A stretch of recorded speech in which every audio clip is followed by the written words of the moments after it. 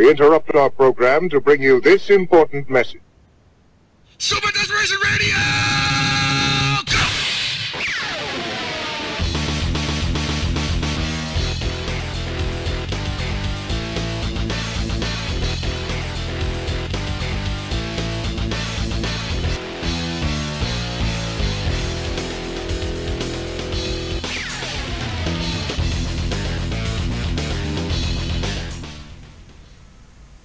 Hello, everybody. Welcome to another episode of Super Desperation Radio that we're going to jump right into because there is a crap ton of things to cover today. And not least of which is the incredible job that we did pulling off the first ever Matcherino KOF 14 crowdfunded pot bonus campaign. I got to shorten that eventually, I swear to God. Yeah, I was about to say, that was a mouthful. Yeah. Speaking of Matcherino, you might have noticed down below, we have two of the Matcherino representatives with us. Introduce yourself, fellas. Paul. I'm Paul with Matcherino. I'm the head of biz dev, and I'm a huge advocate for the FGC for our company. I'm Grant. I am a founder, CEO, and I'm new to FGC, but I'm really excited by what I see the community. It's pretty awesome. All right. Now, admittedly, Gibby is responsible for pulling you on here, so I'm going to let him handle this. Oh, man, all this pressure on me? Yeah, okay. you got to pull your weight around here, too, you know? I'm over here cutting videos and stuff. What are you doing? Ripping farts, I don't know. So, hey, guys, welcome to the show. Yeah, thanks for having us. Oh, no problem. You're thanking us for having you. Thank you for allowing us to use your platform to raise. We've already raised $1,000 in 3 days for King of Fighters 14. Yes. That's really low, and we've never even crowdfunded a KOF game before as well. So that's pretty fun. It's cool. So, for those who don't know what Matcherino is, can you give a brief rundown? Yeah. So, the goal of Matcherino, I mean, among other things, is we looked at kind of the esports world and I guess like prize pools. If you look at them, they're all pretty much like a black box of money, even if it's not even esports. If it's like, you know, a marathon or a tennis match, whatever it is. And so what we saw is a lot of that prize pool money, when it is a black box, it never really gets allocated correctly among, you know, to put it nicely. And so we really wanted to make that process transparent. So as a fan, you can donate and kind of see where your money goes. And then also help with the payout process, because a lot of the tournaments, it's surprisingly difficult sometimes to pay people money. You know, and so we wanted it at the click of a button. You could pay a bunch of people and kind of pay them, you know, however many people you need to get paid and whichever way you want to pay them. So that's kind of the genesis of Matcherino, or like, you know, our goal right now. But there's lots of cool ways to get fans involved. And I think like we just launched something last week where you can kind of help fly a player out. Oh, damn. Yeah. So we're about 2 years old now, the company, when it officially started, and it's a lot of fun. I mean, esports, as you guys know, you're in the scene, it's growing really quickly, and you know, I think that we over here think that it's going to be bigger than traditional sports in maybe like 5 years or a decade. And so, you know, if you look at like the Super Bowl, the fans don't have the ability to donate if they want to. Not that, you know, it's the best example, but I think that kind of should happen. Fans can donate if they want to, and that should be like a very public kind of thing that they can do. So that's what we're trying to do. But yeah, I guess that's the 20-second/2-minute pitch. Yeah, also, in addition to crowdfunding tournaments, if a pro player, for example, from Japan or some other country, you can make your own Matcherino page, and then they, you know, like their fans can crowdfund their plane ticket to go to Evo if they wanted to. Okay. Yeah, that's really good. See, I didn't know you guys did that. I just thought it was pretty much just filling the pot with money. That's genuinely what I thought it was. It's like the easiest thing to do. Yeah. Yeah. We launched last week too, or the week before last, ticketing.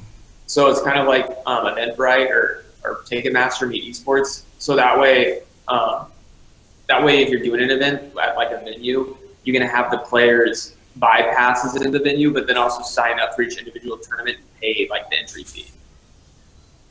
Okay, that's good. So I don't know, tools for esports, kind of money tools for esports to kind of sum it up.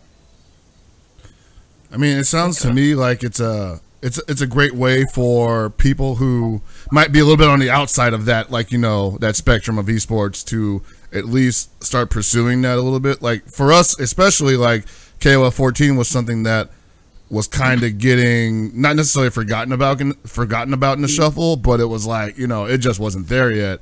And people were wondering when the pop bonus is going to come through, when's the developer support going to come through, and we were just like, you know, let's just do it ourselves. And you know, you guys just happened to like be in the email stream when we were like, let's just do it ourselves. The funny thing about the like communities too is sometimes they are forgotten about, but it's the game publisher or it's an event organizer, but the communities don't forget about them. And so I think provided, you know, like letting the community speak for themselves with kind of the financial aspect of it, it's something that we really want to try to like help with. Yeah, I mean, it really seems like a great platform because like obviously people have to work day jobs to do things, but like with like the excess visibility and like the more transparency of like how funding is for the tournament, this definitely gets people to like be like, oh man, I really want to support the game and I really want to see it grow. So even maybe necessarily to myself, I can do that, or I can incentivize other people to continue to play this game because it's less of a burden on them financially if they do well. So yeah, I mean, players, they have to choose their game kind of wisely because if they want to make that their career, it's tough if there's no prize pool. Yeah. That is something. I chose a game a long time ago that made me little to no money. As a matter of fact, I lost money because the prize pool in those games that I played weren't enough to fund any of the trips I did. But I had fun. Yeah. But what's cool is like a lot of us are in that same position where we all just not chose the games chose us. Like, you know, you can play any game and there's always going to be that one game that you ride or die for. And right now for me it's like KOF. And so pretty much everybody here in this show has chosen a game, or the game has chosen them, that just didn't really catch on like Street Fighter did, like Mortal Kombat did, like KI did. And Matcherino just kind of feels like one of those things that I wished for like 5 years ago, where I was like, you know, man, I wish even if I can't get a ton of people, I can get a ton of pop bonuses, I can get a ton of support from the people that play the game. And so that brings everybody together. Kind of what we're trying to do too, not to like divulge all our secrets, but it's working with the game publisher. So that way, the game publisher, you know, can sell the skins, kind of like an international, if you're familiar with like Dota. Yeah. And then that way, because the game publisher too, they have a hard time, you know, they have to put straight up cash into the prize pools usually. So what we're kind of pitching to them is, hey, we can help sell the skins and you bootstrap that into prize pools for your community. Yeah, that'd totally be cool. I get that. It's like, oh, you're getting some sort of, you know, something back, because obviously in Dota, you know, you have a whole bunch more customizables, you have couriers, you have ward skins, things like that. Yeah. So in fighting games, you know, we're kind of getting more of these like DLC costumes. Definitely doesn't have to change the game, but yeah, I mean, why not? You know, people feel like they're supporting something they enjoy and they're also getting something back. And exactly, yeah. It's not just like, I throw my money into the hole. Nice, you know. Yeah, there's like the whales that can do that, and they can help, you know, be the backbone of the scene. But a lot of people can't just throw, you know, $420 into the pot. And so at least having the game publisher give them something, which is like in the form of a skin. Yeah, it seems like a good way to help make your community grow. You see, you said whales, and that gets me thinking. Like a lot of our viewers, you know, if they could buy like polls on Grand Blue Fantasy or something like that, I feel like they would be in for thousands of dollars just tossing it. I was thinking like, you know, you want somebody to throw in $420, Tony's your guy. Don't get me started inside games. They took so much money. You got to be one of those free-to-play players, man. Be like me. I don't spend anything. Oh, dude, like just grinding it out. Yeah. With the thing I like about this platform, I told you guys, or I told you, Pablo, years ago, or back in 2011, I did this for King of Fighters 14, or no, I'm sorry, 13. I did a little like donation pool for a prize pot, and I ended up getting like almost $1,400. I think it was $1,380. Oh, nice. Roughly a week or two. And it was just through word of mouth. It was just like, hey, donate to my personal PayPal. Oh, yeah. that was kind of shit. I mean, I'm not shady, but it's kind of shady from the outside looking in. This simplifies the whole process. It makes it easy, and on top of that, you guys offer incentives for people. As you were saying, like how you said, if working with the publishers, the DLC. In this case, like I've seen headsets, Soylent, shirts, mice, and the King of Fighters 14 campaign. We have commentary sessions with Hell Pockets and Metaphysics, gameplay session with Reynold. Arcade Shock has donated a stick, a shirt, a hoodie, and there might be more to come in the upcoming days. That's awesome. And these are all things that like we just, I guess it's just weird because like the ideas were there. Like you talked to us, Pablo, and we pretty much already knew what we wanted to do because we've been sitting on this for years, basically. We just never had the platform, and so the platform is like. Check your DM. Oh, okay. Discord DM. Sorry about that, everybody. Go carry on. You can talk and read at the same time, buddy. You're educated. No, I was just saying like the process, the platform for this just is. I won't call it a godsend like that because I know there's a lot of things that could go wrong in these kind of situations. But knock on wood. Yeah. But it's just been incredible, man. Yeah, the worst case scenario for us is that an event organizer, just like takes all the money and runs. Yeah. But because it's transparent, we haven't had that yet. But when we talk to a lot of different communities, for some reason I really like this example. But like, what was it? It's like the old Microsoft RTS, Age of Empires. So the Age of Empires community, they have been kept alive by some of the really prominent, event organizers. And one of the guys, I guess he's older and like established, has a nice job. But the community found out a couple weeks ago that he was, skimming money. Oh, and really? So I think it's just like the incentive is just so powerful when it's all behind closed doors to not really do it the right way. So that, making it all like, hey, public, I think is helpful, very helpful. Yeah, and when it's a partner tournament, for example, like actually like Matcherino staff works with TOs, like we make sure everything goes like smoothly. It's not like we onboard TOs to the platform and then we say, oh, take care of it. We actually help you guys like every step of the way. We try to. I mean it's fun. It's a lot of fun. You guys have been awesome to like this. Like going into this, this is the first time Gibby and I ever tried something like this. And so when you basically told us like, hey, you're gonna give us like 500 coupons, gonna be worth $1 each, I was like, what you talking about, Lewis? Hell no. Since you guys kind of all set this up, Gibby, Hell Pockets and Matcherino guys, why don't you guys explain the process of setting up a Matcherino for a tournament or an event? Oh yeah. Cool. Sure. Yeah. From our end, so Hell Pockets wanted to try to crowdfund it, and we were going to use he wanted to use Matcherino. John Choi set us up with the Matcherino people, Pablo in particular, and within I think he just gave us a brief rundown, like it was an hour rundown on how things work, and then we were ready to make it live at any point we wanted to. Yeah, right? You can, like, right now, if someone wants to, a lot of people, they think that they need, like, a special something or other. You can just go on and create a tournament. It takes about 25 seconds to just create a blank tournament. It's, like, the same as creating, like, a blank Kickstarter page. And then you just fill it out with info that you want, like, the title, what the Twitch stream is, how much you're looking for, and then you can add rewards. We call them rewards. It's, like, the same thing that Kickstarter does. But, yeah, you can add like pre-made ones like Soylent or like Loot Crate, like a gamer crate. And then if your community buys any of them, you automatically, the price will grow and then they get their like rev share. And these things are going to be available all the time to people who create these campaigns, like these stock like rewards. So it gets, so technically, like yes, we have a verified list of TOs that can use some of the rewards. The reason being is, like, imagine it's exploitable.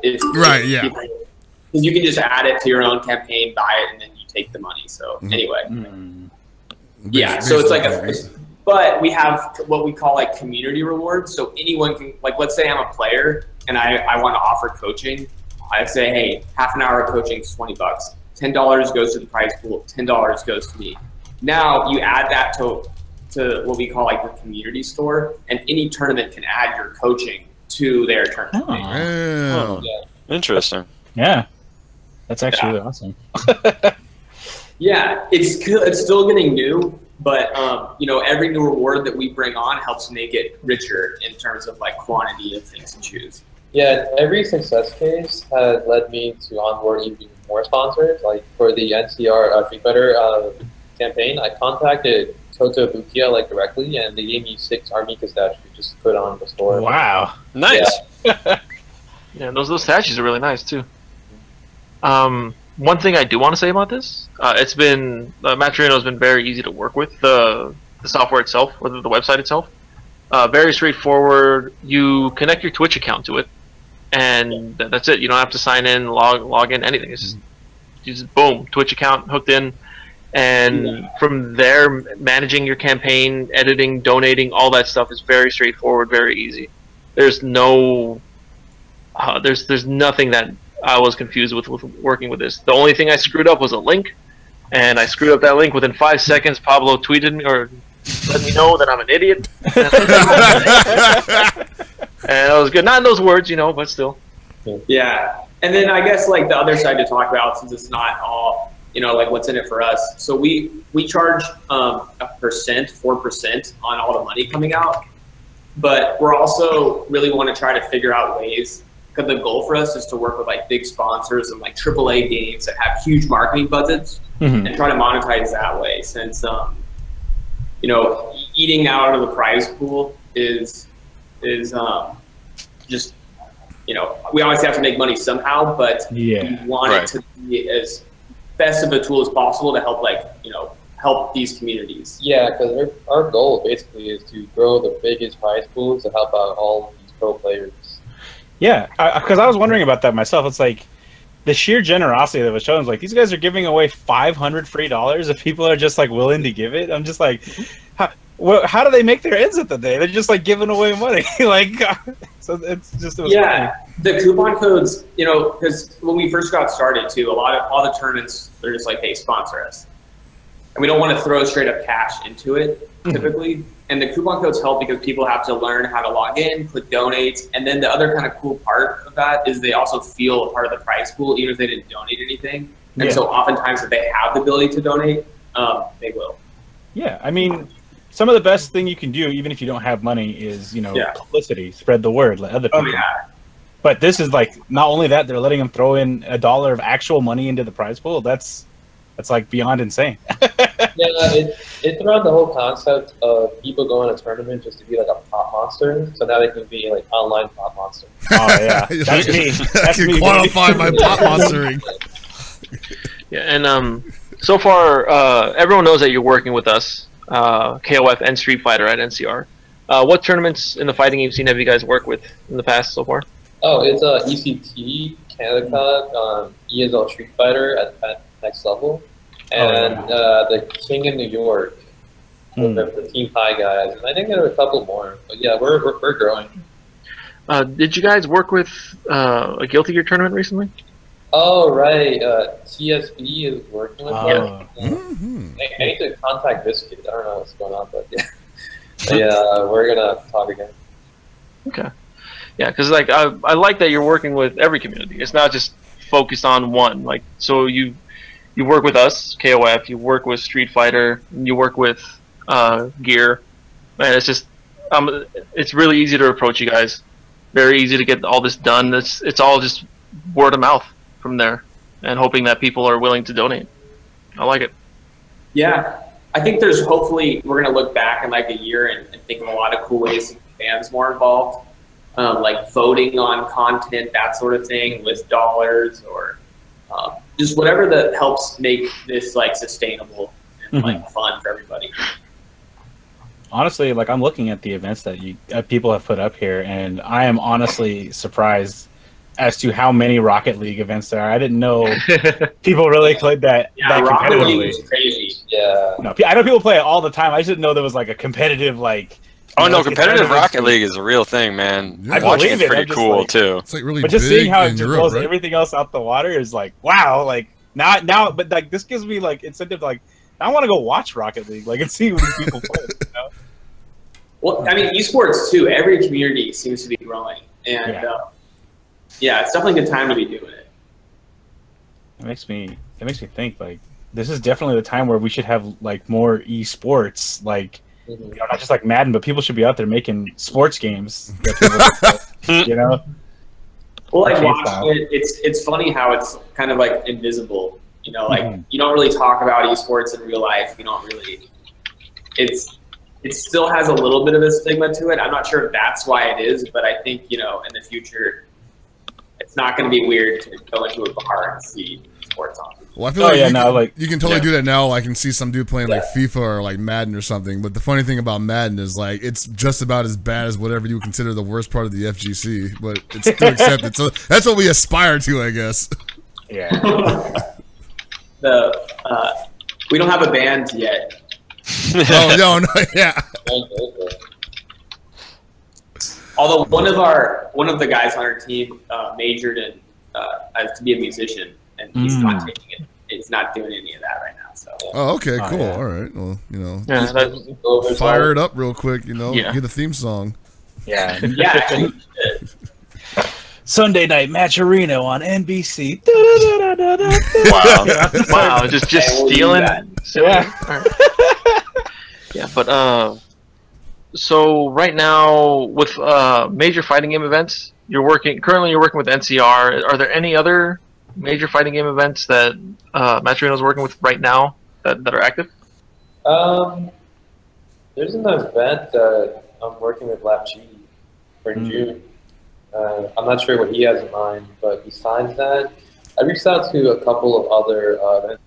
I'm just waiting for them to get back to to get back to me. I think they're all watching to see how NCR does.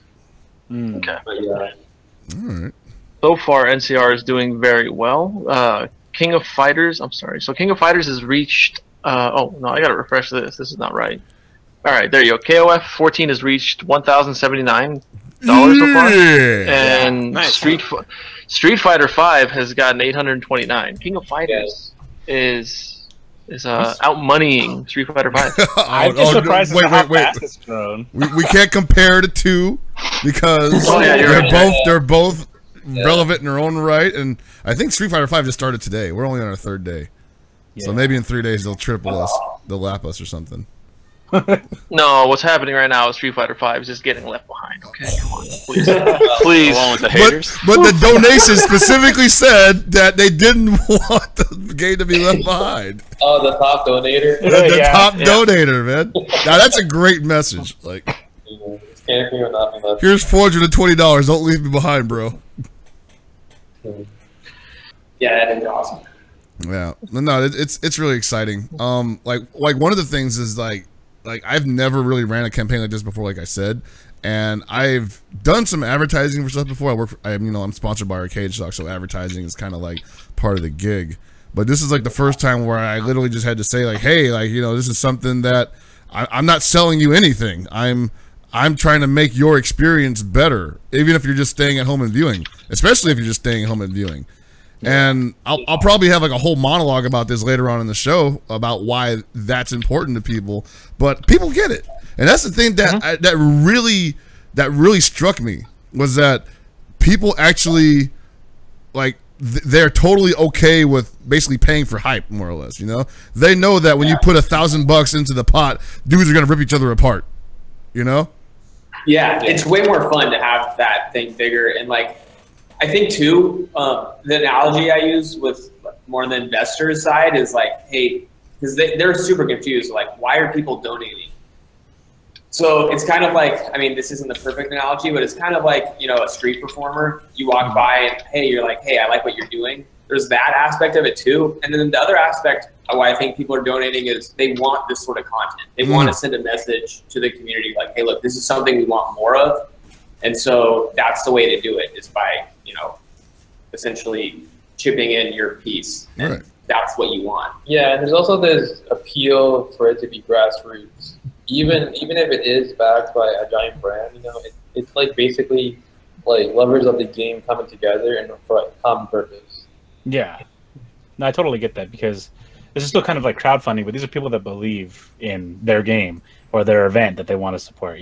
Like nobody technically had to do anything. Everybody could have just threw in like the $3 or something like that. But you see people willing to give $100 out of their wallet just because they like the game. Yeah, they're actually not using the coupons. That's the part that's blowing my mind. And you know what's funny is too, because of the coupons, it basically shows that you guys are willing to put some of your stake in this into it as well. So I think that probably encourages people to think, okay, they really do have something in this. They want it to be better too. Yeah, so. I think so too. But yeah, I mean, if you guys too after the event, any feedback. If you looked at the site like 6 months ago, it looked so shit compared to what it's been. So like we're the growing pains, man. Yeah, because I just know that there's still a lot more that we can do and make it look more professional, make it easier to donate, cross-pollination with maybe other communities, just a lot of things hopefully we can get to. And actually, I got another question before you guys get out of here. Are you going to NorCal Regionals? Because you guys have to enjoy the fruits of your labor also. Yeah. I know I am. Yeah, all right. I'm doing our next fundraising round. So I'm like, so it's not the funnest thing ever, but. Hey, work is work, right? You can't always walk away from it. Yeah, we still want to be a company, so. Oh, yeah. I get that. Yeah. So, is there anything else you guys want to add before you leave? I think that what you guys are doing is phenomenal. You're exactly like what we want to see happen. This is, we can't thank you enough, and everyone that's donated. We really want to help, I guess, as corny as that sounds. So like any feedback in terms of what went well, what didn't went well, why, what you would change. I mean, that's just that's what helps us more than anything. But, yeah. Also, if you are a TO for a weekly, a major, or any other fighting game, or it doesn't even have to be a fighting game. If you're just here because you like, KOF or Blizzard, then just talk to us. Like, email me at pablo@matcherino.com, and yeah, we'll talk. Like, I always emails so quickly as help out is done. Definitely, man. This guy's so it's actually funny because Pablo told me that he's like basically up all the time and that he will respond to stuff when you send it to him. And I was like, I'm sitting at home on Saturday night, like at midnight, like, let me check this guy. This motherfucker lying to me. And I sent him something. He was like, what's wrong? I'm like, oh, I was actually about to go to bed. Actually. So I gotta say, as somebody who is a journalist trained, that I appreciate the hell out of that when people actually answer emails at all hours. Because I'm up at those hours too. Dude. Oh no, I sent Pablo an email. Oh, John Choi, go on. No, it's okay. John Choi is more important than me. It's okay. So yeah, John Choi and his partner Alex. Yeah, they wanted to talk to me at 8:30, and every time, sure, it's fine. That is woof. 8:30 p.m. But yeah. By the way, sorry I was bugging you about the rewards and stuff. Because remember he was telling me like, oh yeah, my CEO's out at dinner, and I'm just like, damn, it's like 10 p.m. Whatever, man. I eat at 10 p.m. all the time. What am I talking about? Don't judge people. I'm not even judging. The show's gonna end at 10 p.m. and I'll probably. So I do have a quick question. So while you may or may not be going to NCR, we have one confirmed. Is there any event that you want to go to, whether you can or can't, and that's coming up soon? Are you trying to go to the international or something like that? We'll go to the international. Yeah. It's in our backyard. Yeah. So. Oh, okay. That's right. You guys are Seattle, so. Yeah. All right. Well, then I assume you'll be at Northwest Majors then. Yeah. Oh yeah. Northwest sure. Majors, and we'll definitely try to go to Evo, of course. Oh, of course. Yeah. Actually, there was a question by some people. Do you want to worry about that later? Yeah, it's fine. Okay. All right. Well, look forward to after the NorCal Originals King of Fighters 14 Matcherino, my Kick the Can Matcherino will go live. And I'm gonna whoop your ass. all right. So one last question: is there a game that you won't back, that you won't offer backing for or backing privileges for?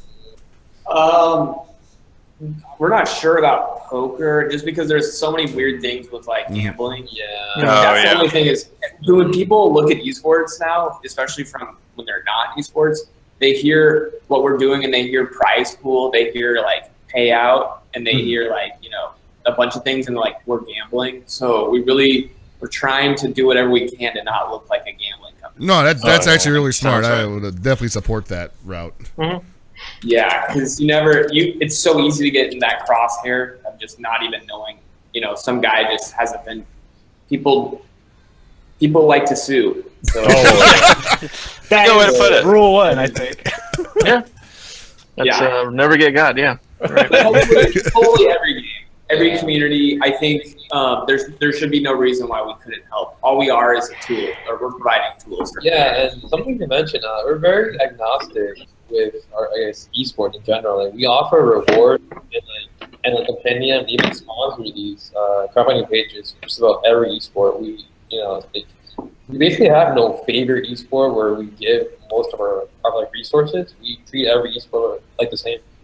Yeah, but we do kind of target specific esports to invest in, and we are, Pablo, really more specifically huge fans of the FGC. I mean, I don't know if this is a appropriate analogy, but it's kind of like the WWE. And like, it is perfect. But like, you know, I'm a fan of StarCraft, and like, you know, you have the top winners and they'll win the biggest tournament they can, and they're just, oh, thank you, and it's like, that's great, but what people really want is they want the drama, they want the stories to happen, they want it to be fun and funny, and they want people to get crushed, and they want people to be the underdog, and like, that happens with the FGC more than any other game. Oh yeah, I was mentioning that at the Red Bull event up here in NorCal.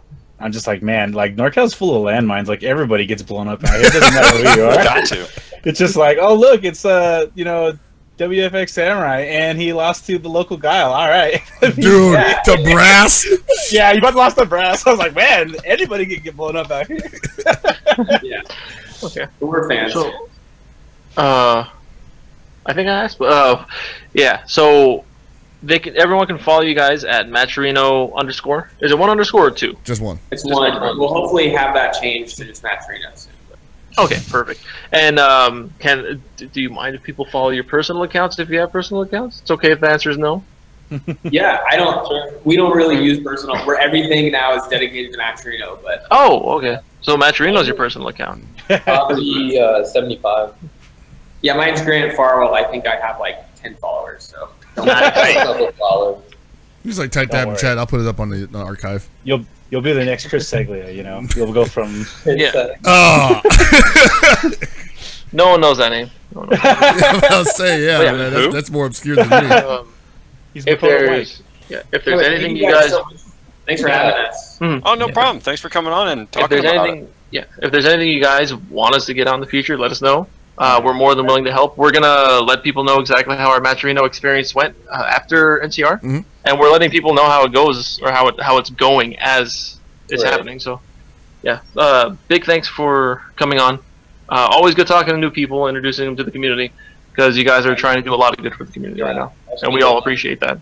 It does. It's really awesome what you guys are doing, and we are really happy to help. All right. Thank you. Cool. Thank you. Yeah. We'll hopefully talk soon. Oh yeah, definitely. We'll be in touch. See you at NCR, or see Pablo at NCR. At least you don't want to see us. Rude. Okay. All right. I'll see you later, man. All right. Thanks for joining. Take it easy, guys. Take care. Bye. All right. Gotta delete everything. Chris, you're gonna have to fix the everything right now. All right. Oh man. So there it goes. Check it out. You want to? So this thing happened, guys. That made me happy and really upset all at the same time. I don't know if you guys noticed it. Was it the Undertaker retiring? No. It's not the Undertaker. The Rock. That was his name, right? The Rock Howard came to KOF 14. Oh yeah. The Rock Howard. Is he the trailblazing, eyebrow raising? I'm done. He's none of that. He's none of that. He's your least favorite character, though. He's my least favorite character, Mark of the Wolves, yes. So Rock Howard was announced for King of Fighters 14. He was leaked a week ago. We discussed this, and there was a lot of speculation as to whether or not it was real. Hey, guess what? It's real.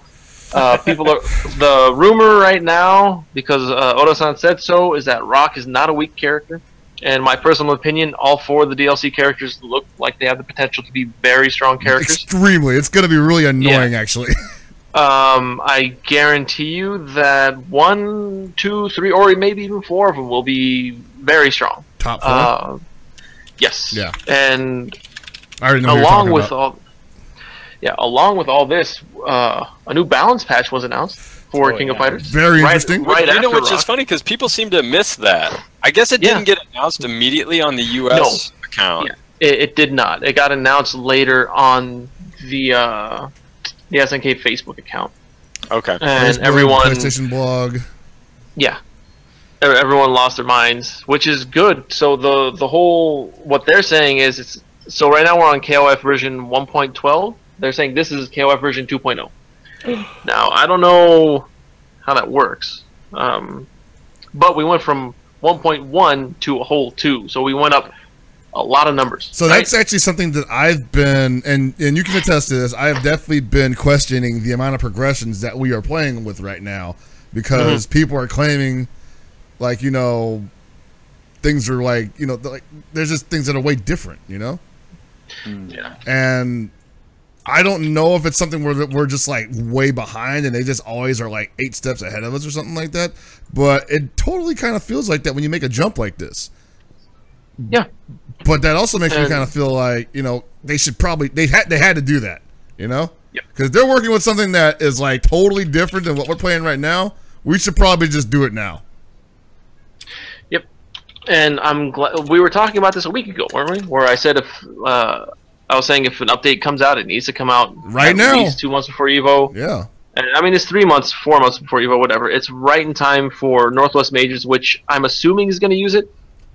We at NCR are going to use this version. All DLC characters are allowed as long as there's no game-breaking bug or some ridiculously easy-to-do infinite. If I'm running the bracket, Leona's banned. Wow. Oh, wow. Well, what if she's nerfed?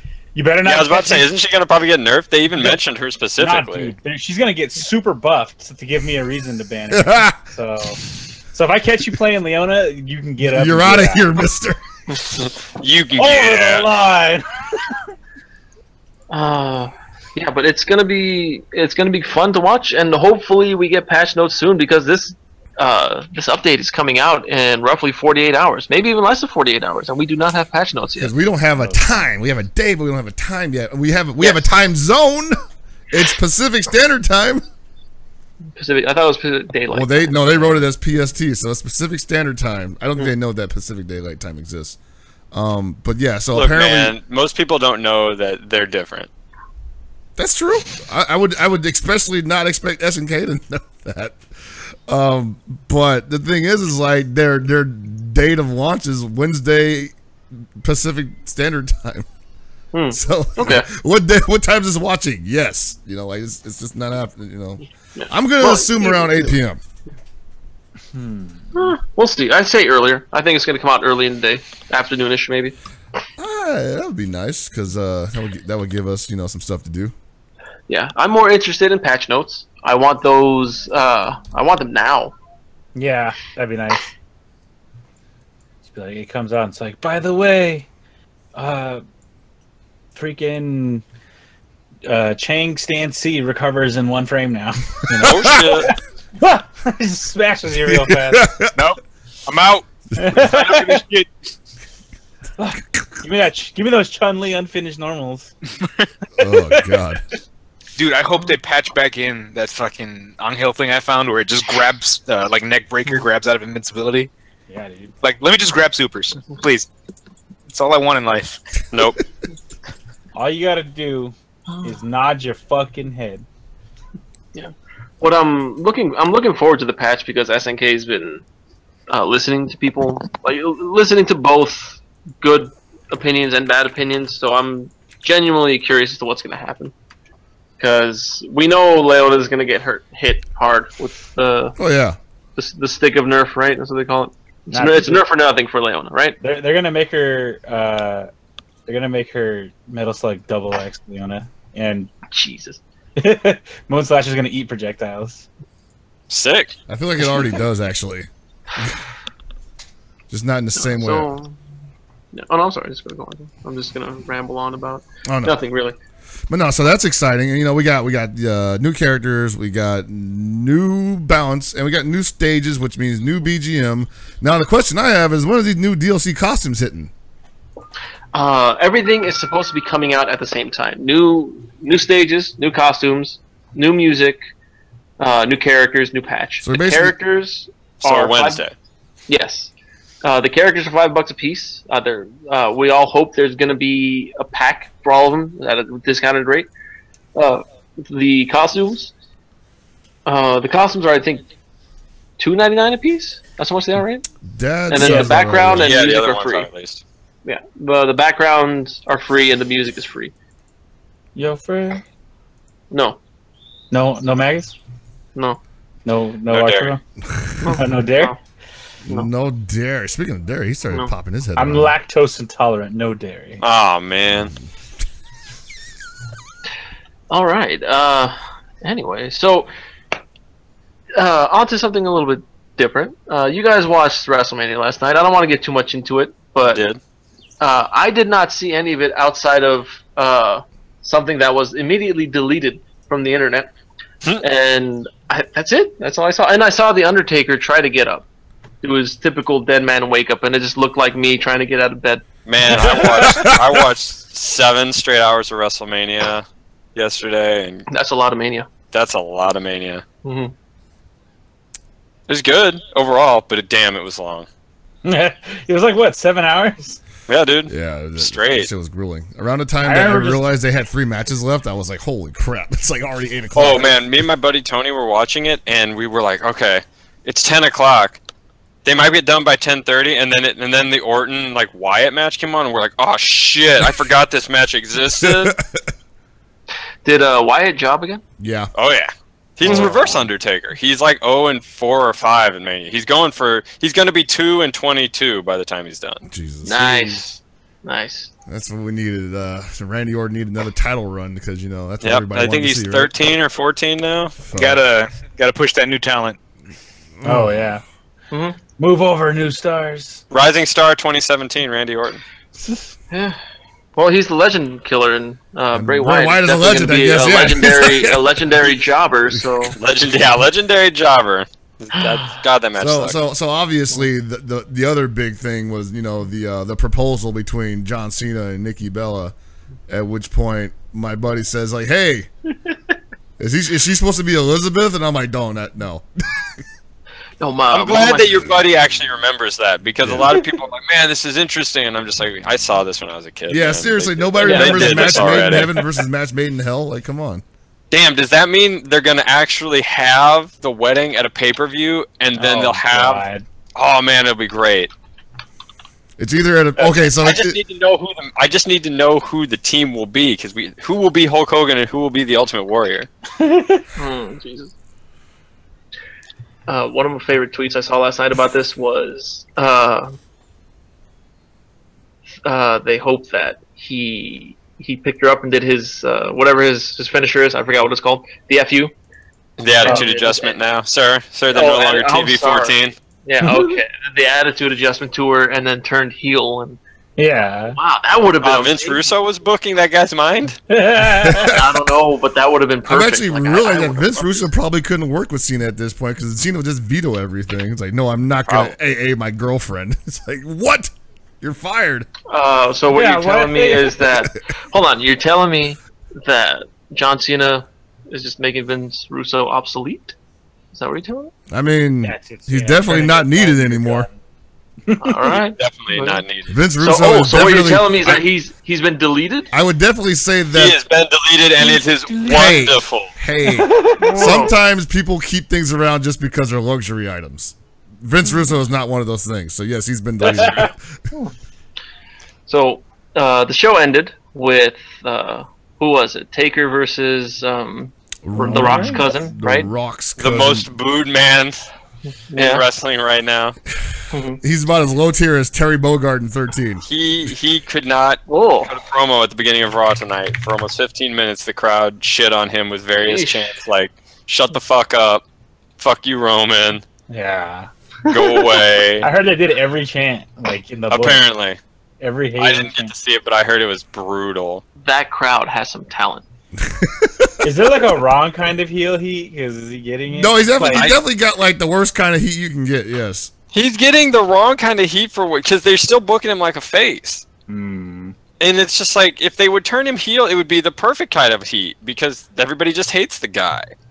But they're still going to the shows, so it's not like he's actually actively hurting the product. It's just like that he's actively the worst face ever. Hmm.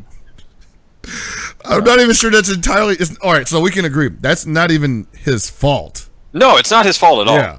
Like, he literally is just doing his job, and creative is just like, oh, they'll come around eventually, or they'll just die. Well, it's because creative keeps fucking him up. Yeah. Just like, they make him... Here's a guy who basically got over, and the crowd loved as part of the Shield, when he didn't talk, he just beat the shit out of people. So the first thing they do when he goes off on his own is make him cut 20-minute promos. Dog, suffering succotash. Like, they turned him into a fucking shitty cartoon character. Yeah, nobody wants to see that. So it's like, when that didn't get over, and they kept pushing him, it actually just became, he is the personification of the war between WWE booking and the fans. And so he's gonna get all of the anger and disdain just dumped on him. In fact, people cheer Cena now. Yeah. Like, you know, you'll still hear the John Cena sucks, but it's more like it's like the Kurt Angle you suck thing. Almost, yes. We'll give Cena his props now.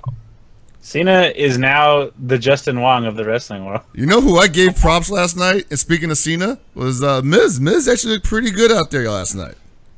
That match sucked. That match wasn't that bad. I liked it. Good shit to Miz for like carrying that program. That's what I mean. Like, he actually was like, I remember like 4 or 5 years ago, I'm thinking like, you telling me this guy will actually be able to carry the program for 30 minutes. He did. And he did. That dude's a star. He is, like, people would say, you know, Miz is just kind of a guy. He's around because they like him. He does good press. But Miz is actually a star now. Yeah. This program really put him in at the top, in my opinion. Now, the thing is, he pretty much got the same push that Roman Reigns got, except I guess he was allowed to handle it better, basically. Like, he was supposed to be when he first came up and he got the title, he was a heel. So it made sense that he was getting shoved down everybody's throats. He's a heel. That's okay to boo somebody like that. Yeah. So I just don't understand what's so different between Miz and Reigns, other than the fact that Reigns obviously isn't that good on the mic. And his heel persona is pretty much his face persona anyway, so... Well, you got to remember that people still don't like Miz. They actually just don't like him. I mean, this program has kind of turned some of the hardcore fans around on it, but the thing is that, again, the company is pushing Reigns as the guy you want. They think he's the guy you want to get behind and believe in, and you know, because he fights all the time and he's a good guy, and the crowd doesn't see it that way. Well, hold on, a good guy? I mean, he's the guy. Sorry, my bad. Thank you. He's not a bad guy either, though. I thought he was a dog. A big one at that. It's his yard. I know that much. Yeah.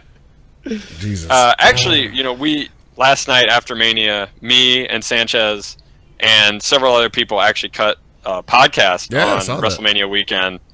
So if anybody wants to check that out, you can check out my Twitter account for a link to that on SoundCloud. I got to figure out where I'm going to host, because I didn't realize free SoundCloud only has like 3 hours. So, oops, shit, that was an hour and a half. That's so shitty.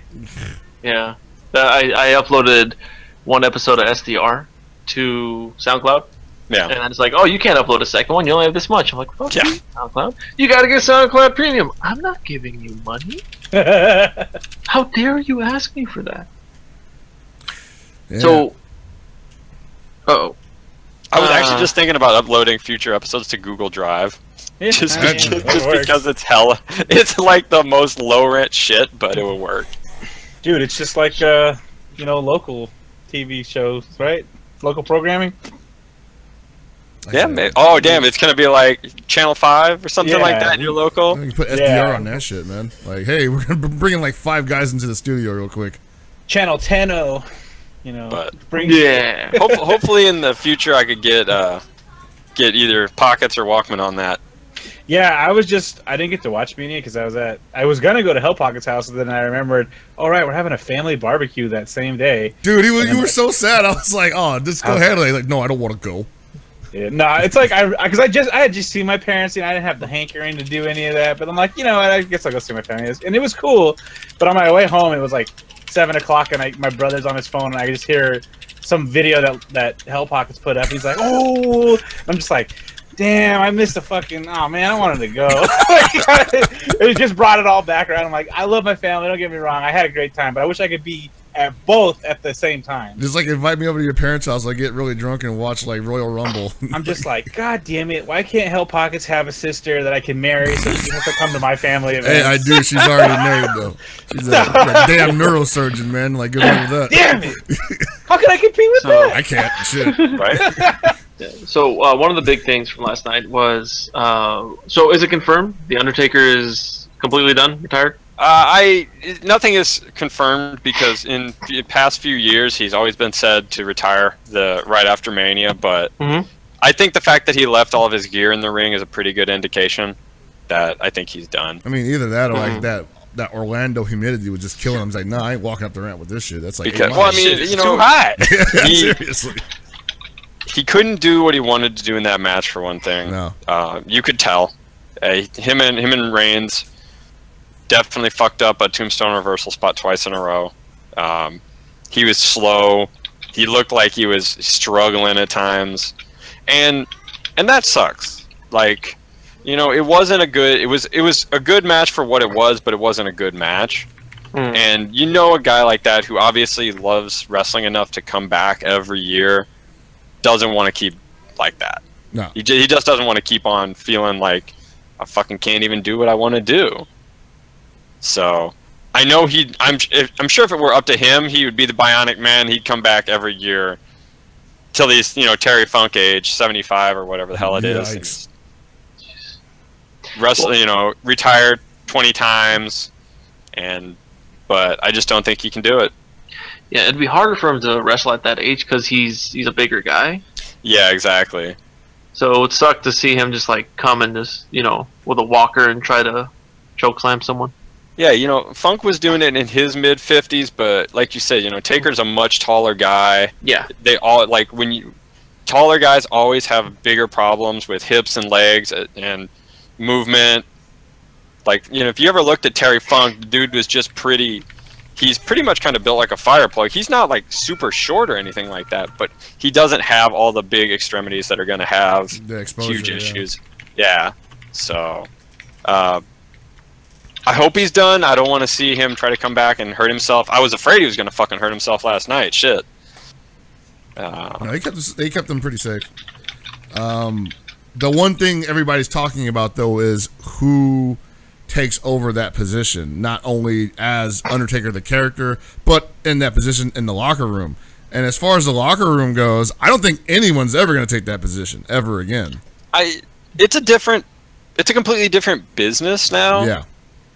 I don't know that you need the sort of locker room enforcer that the Undertaker was, because basically having him, people have always told stories about Wrestler's Court and how he was basically the judge.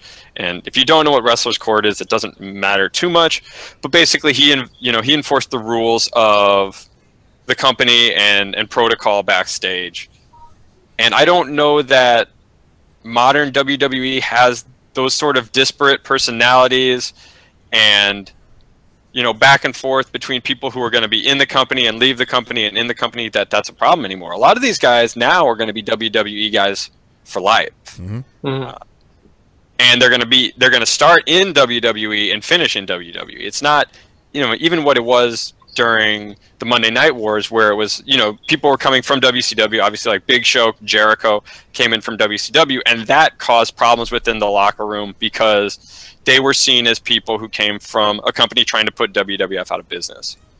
So I don't know that there will be a need for somebody like The Undertaker. I don't want to see WWE try to shoehorn somebody in as that sort of role. Obviously, a lot of people were saying that Bray Wyatt could be the next Undertaker, and I don't think that's fair to Bray Wyatt. It's not fair to the Undertaker, and it's not fair to Bray Wyatt to have that kind of expectation for him, because the Undertaker just kind of happened. I mean, if you go back to 1990, he was just another weird character out of the mind of Vince McMahon.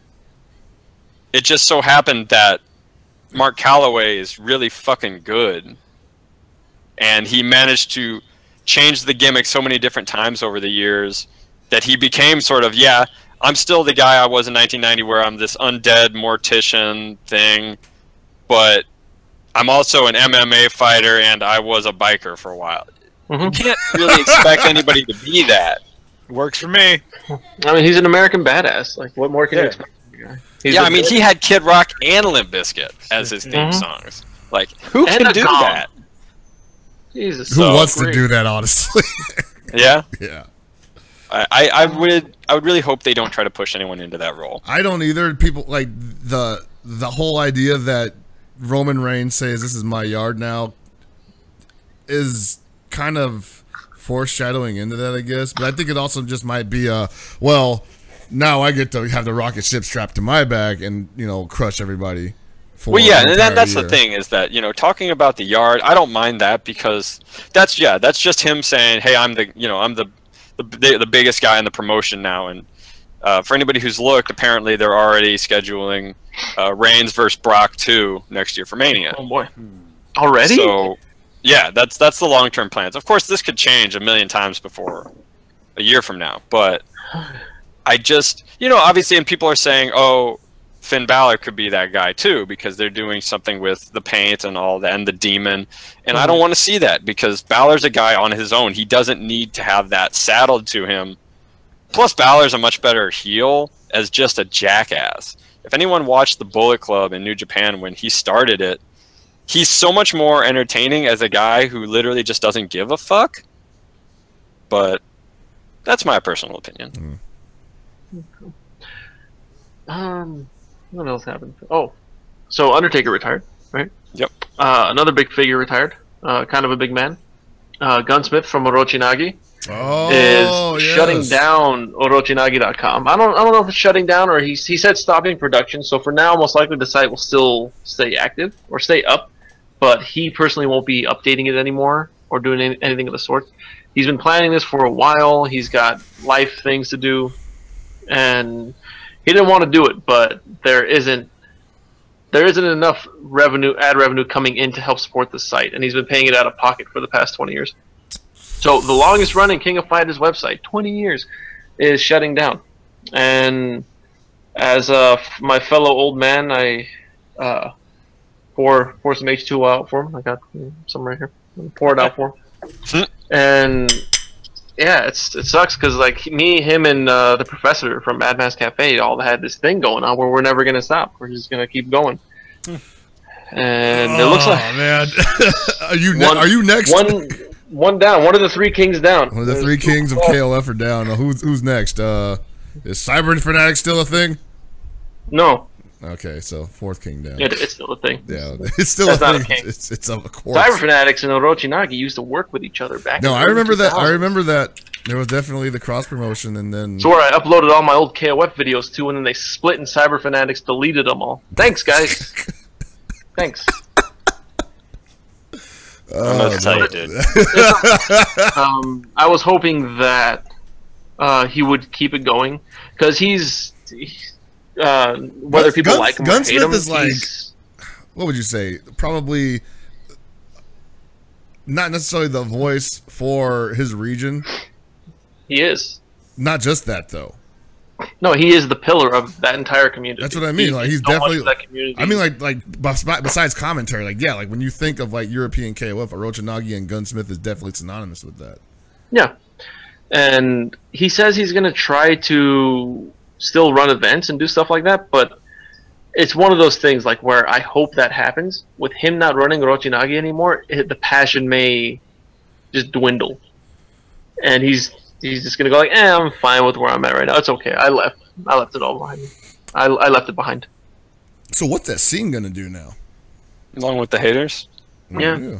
The scene, we'll see. Like, I'm sure the scene can most likely support itself, but Gunsmith did a lot of promoting, a lot of running. He did everything. Like Gunsmith did everything. So hopefully he's not completely gone. I don't want him to leave. He needs to come to Evo. He needs to commentate with me, and we need to just make everybody love and hate the crap out of us. It's gonna be great. If we ever do that freaking analyst desk that Seg was pitching it last couple days ago, like he needs to be on board for that for sure. Yeah, he'd be good for it. Oh my days. That's all he's got to say. But we'll see. We're gonna talk about Fighting Lair. Oh yeah, I've been waiting. That's not a good transition. Hell yeah! I don't really care about Oroshinagi. I got nothing on that at all. Oh, that's fine. But we were still talking. That's rude. You're eulogizing my boy Gunsmith. No, hold on. Let's fix this. Hey, Gunsmith, you're not important. Fuck you. No, it sucks. You're gonna be missed.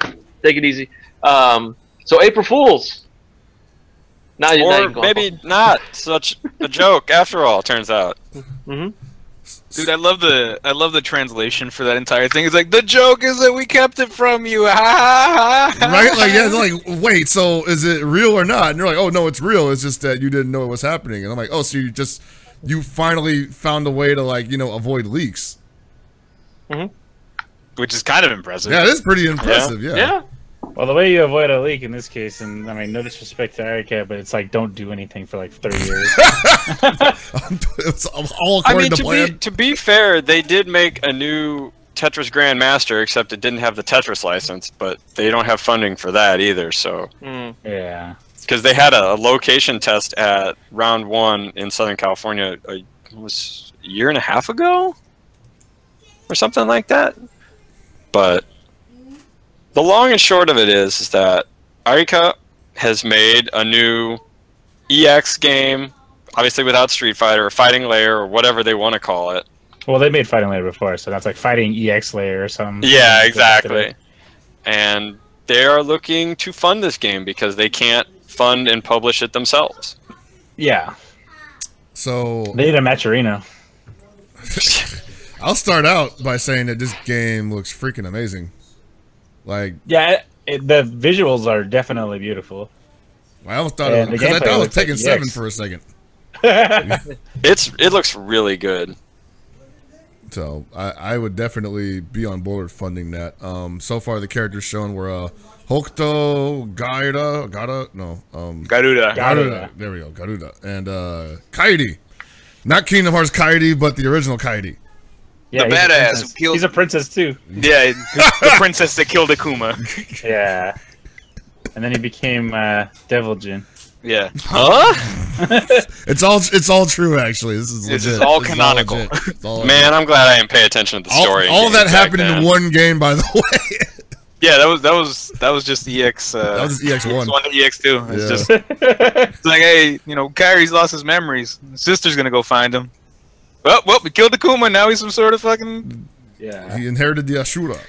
Yeah. Super demon, and now he can just summon fireballs at locations rather than shoot them out. Exactly. But going back to the game, I was like, it's actually really visually impressive. Like, it feels kind of like the looks that you get from KI without the extremely obnoxious hit effects that KI kind of has.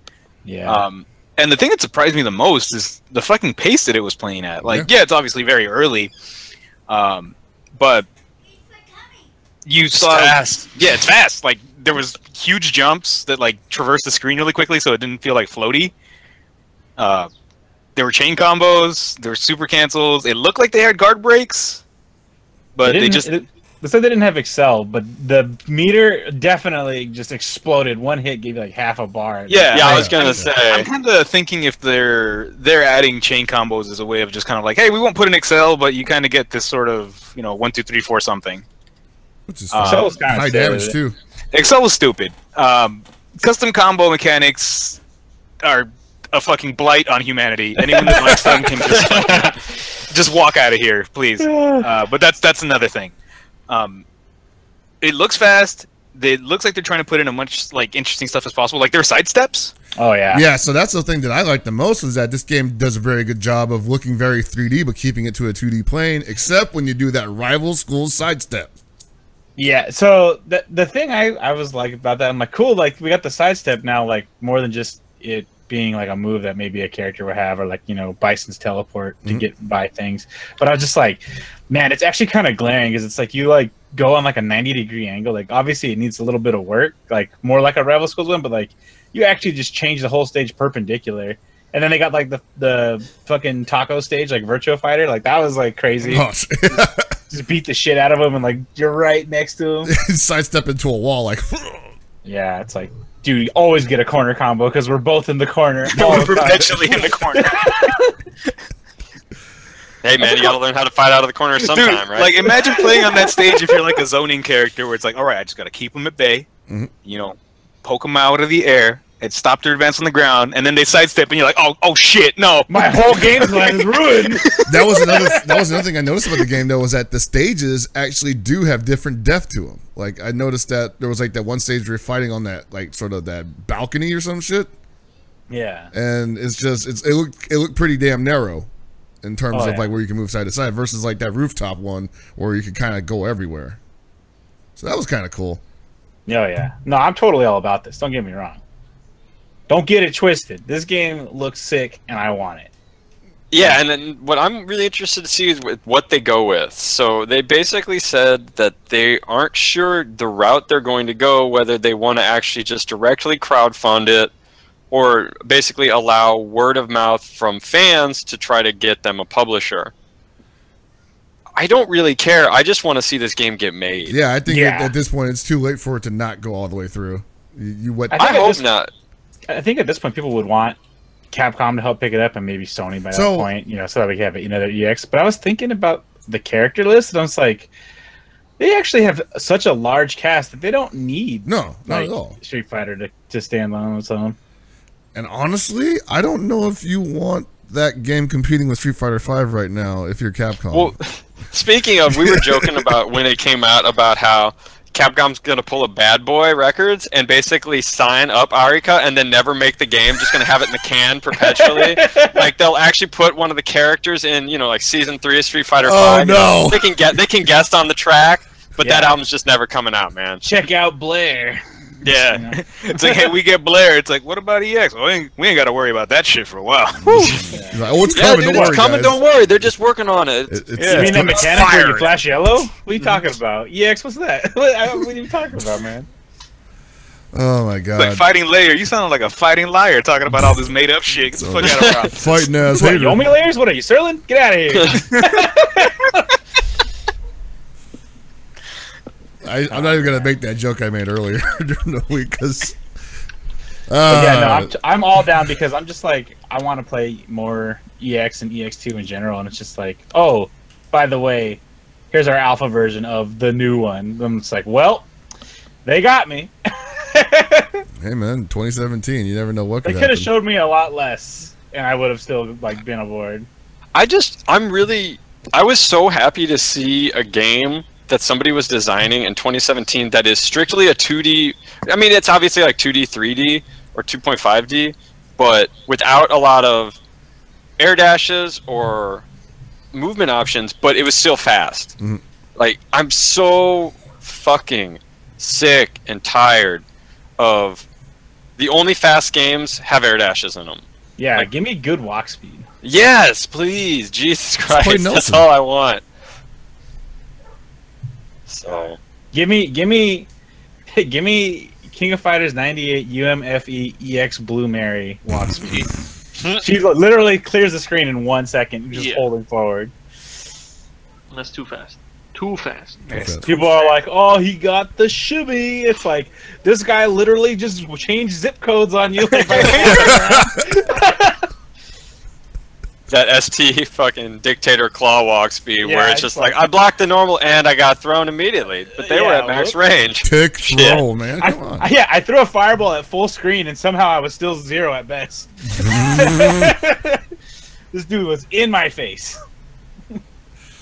Yeah, I really miss games like that. I miss move speed being a thing. I miss jumps being scary for the right reasons, not the wrong reasons. Like, as in, I miss jumps being scary because characters are fast and they can take advantage of a mistimed move.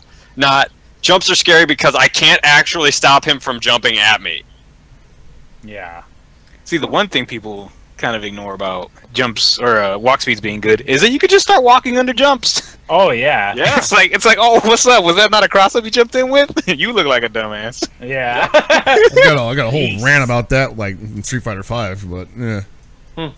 That's just. Remember when you could throw someone and then do a left mix up before going under and then grab them again? Thank you, That Balrog. shit's so good.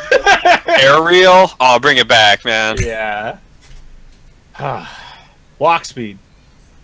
Go out for a walk, people. You bought a Fitbit for a reason.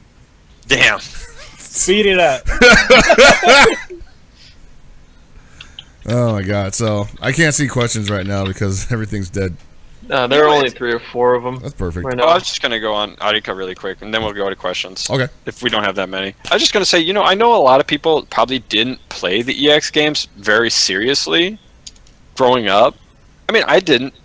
But at the same time, they were fun, and this game actually just looks fun. Being able to change super move into super move into super move is cool, and people enjoy that shit. Yeah, and there was trial modes and stuff too. Yeah. Like, was it the first game to have trial modes? I want to say that it actually is.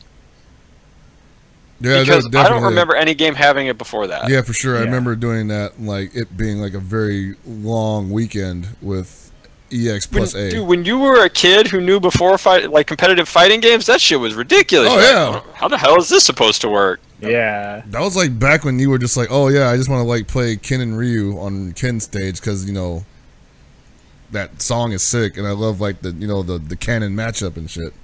Mm-hmm. And then you realize once you venture outside of the Street Fighter cast, like, oh man, these original characters are also really cool, even though they're all kind of like Shoto archetypes for the most part. Like Triple Break is the fucking shit. Oh yeah.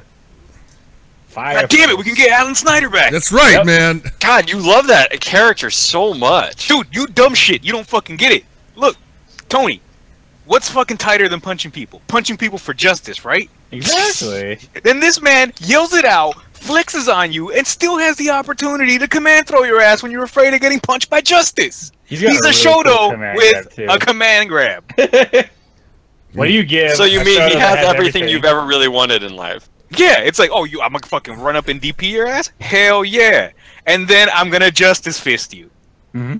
And then when you're fucking he's scared, like third strike Ryu, but he has a command throw. yeah, like fucking make Denjin a command throw where he just grabs you. Make and fucking Denjin you need to go to bed. Make Donkey kick fireballs. Just give me Denjin Donkey Kick as a super. That's Oh my like- fucking god! All right, we you can can move on to charge questions Donkey King? now. I'm done. Yeah, right. So we only have about 4 questions right now, and 15 minutes. So if you guys have any questions, feel free to send them to us on Twitter at SDRcast, and we will read them. We're not going to have them up on screen because Hell Pockets currently is using a potato. Mm-hmm. And it's fried. We can't I do really have fix one it. thing that I want to bring up from earlier, if you guys don't mind. Go for it. With the new advent of like the new music for King of Fighters, like, are they going to implement a way to like select what track you guys think? Oh, you mean the jukebox? Well, not just that. I think it would be really cool. You know how you can create preset teams? If you could just choose any theme you want for your preset team. Ooh, yeah. I don't know why they haven't done anything like that. Oh, kind of like how when you pick fighters in Revelator, you get to do music select. Right. Yeah, but like instead it's just like, oh, this is my team, so randomly it'll play whatever song I want, and it'll always be World War III. Actually, I was gonna ask, since I need Gibby's insight or Tony's insight or somebody's insight for this. Rock doesn't have his Garo track. No, It's he near. should have it. I'm just asking a question, Gibby. I'm not making a And statement I'm- either direction. I'm making a statement. You said you're asking a question. I'm telling you no. The answer to your question is no. My question, that wasn't even the question. My question is, what the fuck is Emergence from? I actually don't recognize it. Emergence is brand new, I think. Well, Yeah, it's new. No, there you go. It's new, no. Yeah, no, it's a new track. It's different. They people were at, like, when Rock was announced, I put up a bunch of tweets about him, and people were asking me questions. One of the tweets was, I don't think that Spread Your Wings is going to be back, and it shouldn't come back for obvious reasons. Because it's your favorite song? No, it is a complete rip of... only the chorus is... Oh, children? Still, yeah, it's like Richard. What's his name? Richard Miles or some crap? Robert Miles. Yeah. I forgot it. Hey, if Tyga can use it, how come Rock can't use it? Well, there's a difference here. So it's a complete rip, and it shouldn't be back. I don't think it will, but we'll see. I'll be surprised. Some people are saying it's probably going to be a unique track between Terry and Rock and Geese, or something like that. But I personally don't think it's coming back. What they should do is they should just put the Last Play 2 song for him and just say it's Kaede in the future. Yeah, it's the same character anyway. So I'm looking at this thing for SNK where they're showing off some of the other tracks that they're going to put in. I didn't even know anything about these. We're going to get another Geese theme. Yeah. We're getting London March. Yep. I don't know which one that is. That's Billy Kane. the Billy Kane. Oh, okay. Yeah. Crash! And Pasta. Oh, that's a Fatal Fury team. You and your pasta, Tony. Yeah. Is it Fatal Fury team? Yeah, it's Fatal Fury team. Is that what, 96? No. All right. Anyway. I think we can go to questions. Yeah, Rock is before we go to questions, Rock is going to be I think he's going to be a character everyone's going to like, except for me. So go ahead and play. I mean, I'm going to give him a shot. I just don't like the character archetype at all. To me personally, he's just a bad mix of Geese. He's a bad mix of Geese and Terry. That's all he is to me. He's not a bad character. I personally don't like the design. I also don't like Kaede from Last Blade. And they look identical to each other. One has a sword, one doesn't. Like so give Rock a sword, and he's like, it's same. Yeah, and it's just me personally. I don't like the character. Almost everyone I know likes the character, and that's fine. I personally am not a fan. So yeah, questions. Let's hope people play them. Question time. Let's see. Undertaker theme. Let's see. Okay, here's Benigmatica. Let's see. He says, now that all 4 DLC characters have been revealed, Thea needs to lower her voice so Gibby can read these questions. Yeah, he says, now that all 4 DLC characters have been revealed, will SNK include them in the upcoming KOF 14 arcade along with version 2 upgrade? I would assume. Figure yes. Yeah, I would not expect them to not include them. I think Thea doesn't care about this question. I think she wants us to delete this question. Make this question obsolete. Okay, I'm done with this. Are you good, dude? Yeah. I was just having a lot of fun with that yesterday. And I was Vanguard 1 bringing you the questions tonight. Gibby, who gave you the green light, man? Don't worry about it. I can't tell you. Deep voice guy. Lionheart16 asks, do you think that SNK will or should release another visual patch for KOF 14 before EVO? No and no. I mean, they should, they probably should have another one, but not before EVO. Yeah. Yeah. And there's no way in hell they're doing one before EVO. Yeah. Uh-huh. Oh, yeah. Yeah. I have a question. Do you think Vector would be able to fund Fighting Layer to make Virtua Fighting Layer and just add Virtua Fighter characters? Vector Man is owned by Sega. So, no. So, let's see. Next question by Time Rift. Who on the show, aside from Gibby, has been beaten by a child? I got wrecked on stream by a kid at Final Round in Tekken 7. How about you guys? I got beat by a 10-year-old in Mark of the Wolves at Final Round. He took my 50 streak. No. That little shit. I think I lost to some kid playing Runaway Diddy Kong in the Brawl pre-release tournament. I'm definitely... He killed me once and then ran away for a minute. What a dick. What a top player. Nah, he knew what he was doing. I definitely have never lost to a child in any game.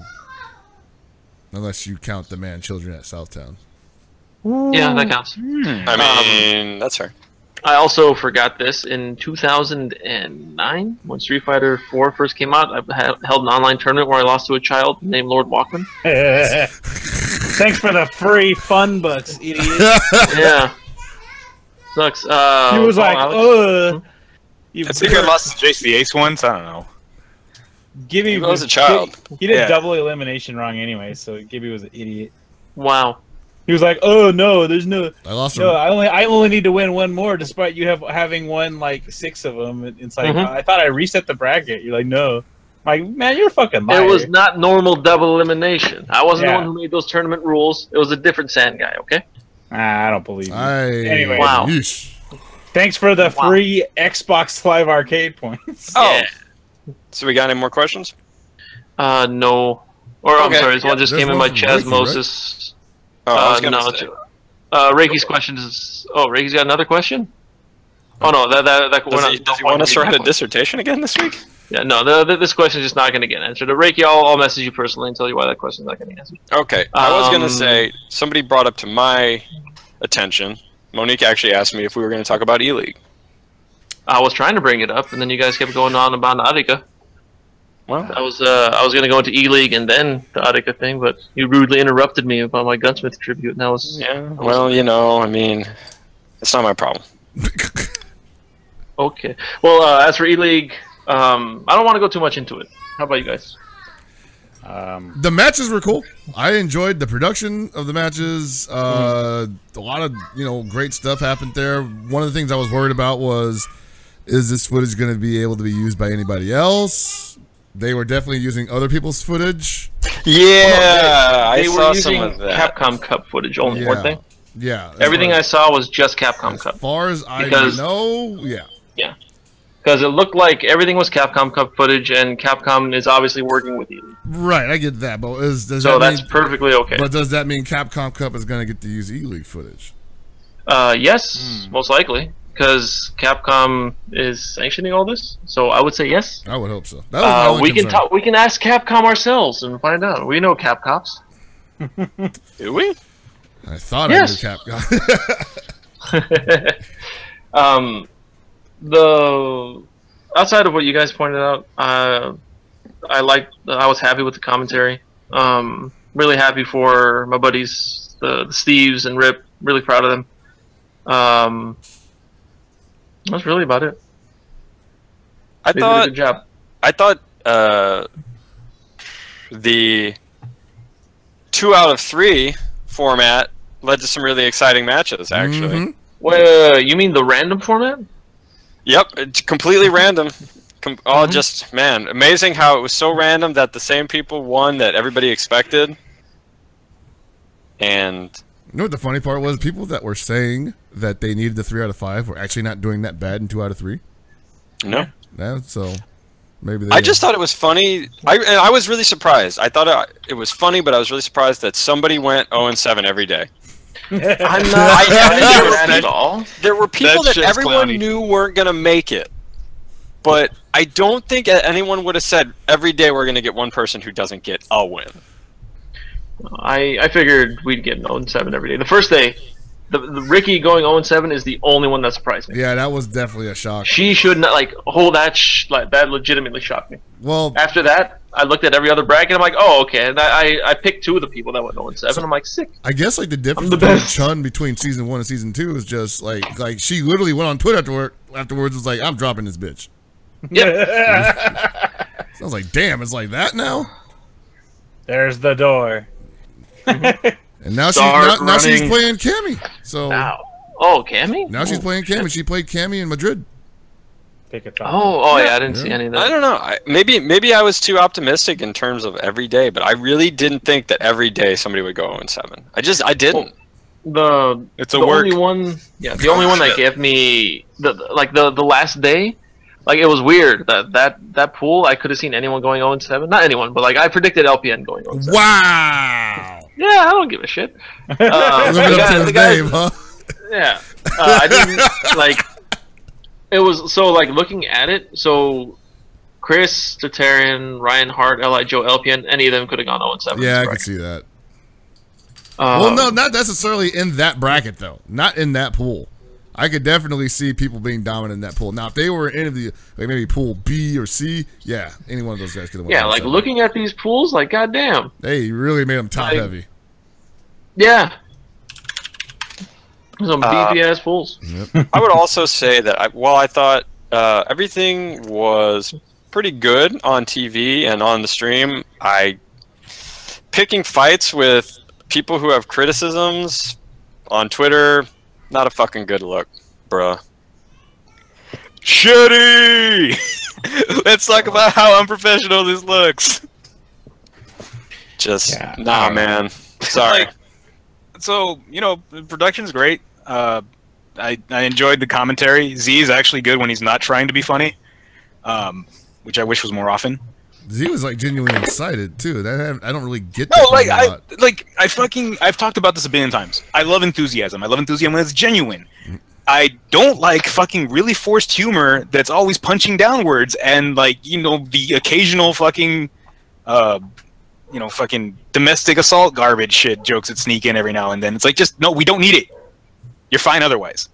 But beyond, you know, the commentary, which was mostly okay, you have somebody who is on the analyst desk as a host being a complete shitter to anyone that's actually providing constructive criticism. Not just like people coming in there and just, you know, typing in a 2-word "you suck" or "the broadcast was shit." You have people actually giving insight. Or just genuinely having complaints, which is okay too. Yeah. You don't have to answer them all the time. This shit I don't get. Like, if you're some supposedly fucking big-ass dude, you know, some rich force of nature, why are you interacting with every single person and basically just jumping down their throat for any kind of fucking criticism? It seems ridiculous to me. It's wholly unprofessional, and then more unprofessional is the way you go after these people. Like, making claims that people have mental illness, outright just fucking being weird to like Ultra David, like that was fucking like pushing some sort of weird like Illuminati idea on him. Like, okay, that's great. Oh yeah, like, the fighting game Illuminati thing was pretty funny. Yeah, like it's fucking horrible. Like, it sucks because, you know, you want to enjoy these kind of events because they can show a way that we can grow in another direction along with all of our grassroots stuff that we can do, right? Like, hey, we can do both as a community. But when you have people that are behind the scenes that are orchestrating this shit that are complete shitters, it starts to get really uncomfortable. Like, I don't even know if we even want to touch this last thing, but I would genuinely want Chris's input on the whole fucking security guard thing. So the security guard issue with, well, obviously some backstory with that. There was the match between Wolfcrone and K-Brad, which we all know if you've been watching the last, you know, 4 months of Street Fighter V tournaments, you know that they have been butting heads with each other based off of, you know, what can basically be, I don't even know how that started, but basically Wolfcrone doesn't like K-Brad. And so after final round, everybody was wondering like, oh man, they're in the same pool, they're probably going to meet each other since it's round robin. And, you know, inevitably they end up having to play on, you know, on stage, on screen. And the whole time, I guess they had been talking it up. I didn't really get to catch it because it was during a work day. But people were posting screenshots and videos or Twitch clips of Wolfcrone and K-Brad being accompanied by a security guard on stage. Now, like, if it's me and I know the backstory on that, I'm like, oh yeah, you know, he got in his face at the final round and that was a big article, and you know, the hyper aggression is like real with these two, so you can kind of play that up for a gag, I guess. It's not really the best idea, I guess, but whatever, it's a thing. But the thing that I guess bothered most people was that if somebody's coming into this looking at it from like zero perspective, right? And like, let's just say this is the first match they, or the second or third match they tune in for, and all of a sudden there's those two on the stage, and then the other guy in the uniform, and you're just like, you know, that seems a little unnecessary, I guess. I don't know. It to me, it seems like the bad aspects of pro wrestling, where basically you're exploiting somebody else's stereotypes of a situation to get a pop or to get heat. And that's something that, while it works, and it did work, it got a reaction, I wish we wouldn't stoop to. Yeah, I can totally see, you know, where the fun in it is for some of the people. Maybe mostly for the people who are in the studio at the time, where the fun in that visual gag is at. But for just for me, as somebody who would, you know, produce a broadcast, like, I'd be like, can I sell this joke to somebody who just walked in the door? No.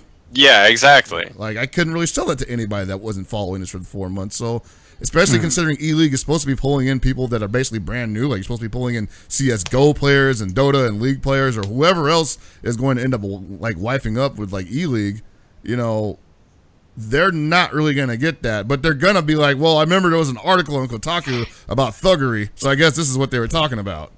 And I don't know. I don't like getting too much into that because, like, people are kind of like, it kind of just degenerated into screaming at, you know, shit that didn't really have anything to do with E-League, which was the big shame there, was after about a day and a half, people stopped talking about E-League as a tournament or a competitive gaming exposition and started talking about the sidebar nonsense. And so I tried to avoid all that as much as I could because there was a lot of quality shit happening there. Yeah. No, there definitely is. And, I mean, it does suck that it's sort of like when the main event becomes the sideshow to the discussion. That sucks, but at the same time, it's a discussion worth having. And to say that maybe it wasn't the best choice isn't condemning the whole production either. No. I think we can have a constructive conversation on that while still saying, hey, other than that, you know, there's some really good stuff on E-League. And I think that's kind of what you're talking about, whereas people automatically just say everything is shit and then blow it up. Yeah, and I think things were just, it was just, that situation, it's just too easy to do that. Like, you just, it went way too far off the rails, way too quickly, way too easily, and it just never got back on track. So you literally just had to try to put the blinders on and watch the production. Stay off Twitter, stay off Facebook, stay off of Reddit for damn sure, and you know, just enjoy Street Fighter V. And I mean, I remember even you and I were talking about it. This is the first time in a while that you've enjoyed Street Fighter. Yeah, I thought because of the format, it made the game look a lot more fast-paced, which it needs to, because for as much as all the people playing it at high level are like, man, this game's too fast, the damage too high. Look, as somebody who sits and watches a lot of it, no, it's not. Okay, it's fucking not. So it's been refreshing to watch, and you know, by and large, the commentary has been fine. Hell, even the hosting on the show has been fine. I have no complaints. It's the extracurriculars that I can't get behind. Yeah, no, I'm right there with you. I mean, I got fucking some good fucking shit posting out of future Gutex. I think somebody on Twitter said it, that Gutex is like #1 wholesome meme for 2017, like future Gutex. So it's pretty good. Like that's him on his travels to go back in time to stop 895. Oh no. Well, I'm gonna call E-League a success. I hope they do it again, and I hope that E-League is open to doing other games in the future, although I doubt that's going to happen in the next 5 years. But well, isn't Street Fighter still happening? They haven't finished it yet. No, I'm not saying that it was like, you know, it's not going to happen. I'm hoping that they're open to other fighting games sometime in the future. Yeah, they're going to be running an entire season that goes up until, I'm going to say, summer, into summer? Like, is it June or into summer? I don't know. I think it might end before Evo. Speaking of Evo, today's the last day for early bird registration. Yeah, I actually ended up registering, was it 2 days ago? Because I completely forgot. I actually saw Markman's tweet and I was like, oh yeah, shit, I should probably do that. I thought it was yesterday. Was it yesterday? That was definitely yesterday. Yeah. Oh, my bad, guys. See you next year. You fucking dumb shit. I forgot to do it. Hold on. Oh, no. If you guys haven't registered for Evo, your price went up $20.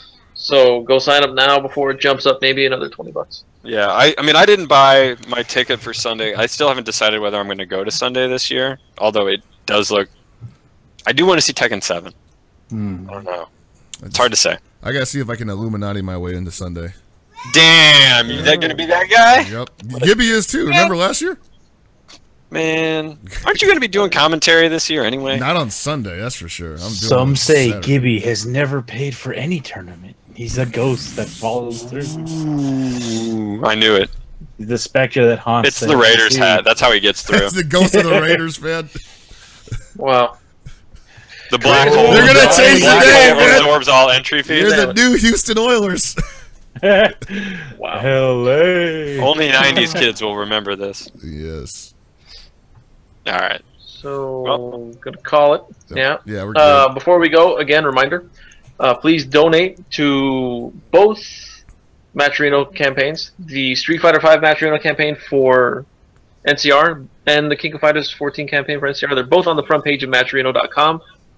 For King of Fighters, use the code KOF to donate a free $1. We have up to 500 of those. Once those are gone, the code will no longer work, obviously. And the same applies for Street Fighter, but use the code NCR. It'll donate $1 to that.